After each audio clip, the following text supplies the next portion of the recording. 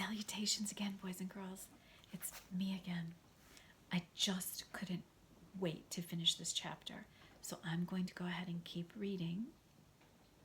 Harrison, still sound asleep.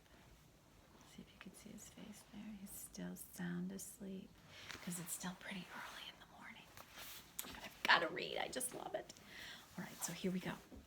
In the afternoon, I dozed through some of other kind of game, but I woke up when I heard Mr. Morales' voice. It's always important to listen to what the principal has to say. I darted out of my sleeping hut and saw him in front of the class holding a piece of paper. Class, I've just received a note from Mrs. Brisbane that she wanted me to share with you, he said. Oh, did you hear that, Og? I squeaked at the top of my lungs. A note from Mrs. Brisbane. Og splashed wildly. Ooh, so I guess he heard. The note says, Dear class, I miss you all and I miss Longfellow School. I miss being home too. But the good news is that they say I'll be up on my feet and dancing before long. It's funny to think that all this came about because of Humphrey. Please listen to Mr. E and make me proud of you. Your teacher, Mrs. Brisbane. What? This all came about because of Humphrey? Was it really my fault that Mrs. Brisbane was gone? If she's going to be up on her feet, she must be sitting. But where is she?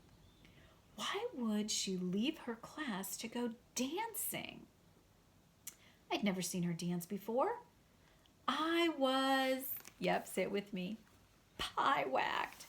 I was super duper pie-whacked. After Mr. Morales left, Holly's hand shot up. Mr. E, where is Humphrey going this weekend? I don't know, I give up. Where's he going? Holly explained how I go home with a different student each weekend. Okay, Mr. E said, so who wants to take Humphrey home? Every single student raised a hand. Every single one. Mr. E, you have to get written permission from the parents. Sometimes I think Holly will grow up to be just like Mrs. Wright. That's not a bad thing unless she also gets a whistle. Just then the bell rang, ending the school day. Some of the students rushed out to catch the school bus. Others crowded around Mr. E, begging to take me home. Whoa, wait a minute. Calm down. I'm sure Humphrey will be fine on his own this weekend. Sorry, but I would not be fine without tasty treats and clean water and poo cleanup. A red-haired woman hurried into the classroom looking worried. She saw Kelsey with an ice pack on her eye and gave her a hug. It didn't take Sherlock Holmes to figure out that she was Kelsey's mom. Oh my gosh, are you okay? She asked, moving the ice pack. The nurse called. Yes, I'm sort of okay. Whoa, you're going to have a black eye, her mom said. Mom, could we bring Humphrey home for the weekend? Kelsey asked. I rushed to the front of my cage to hear what Mrs. Kirkpatrick had to say. Humphrey? Oh, little Humphrey. Well, sure. Why not? He'll take your mind off of your eyes, she replied. Mr. E came over and introduced himself and said he'd be very grateful if she'd take me home.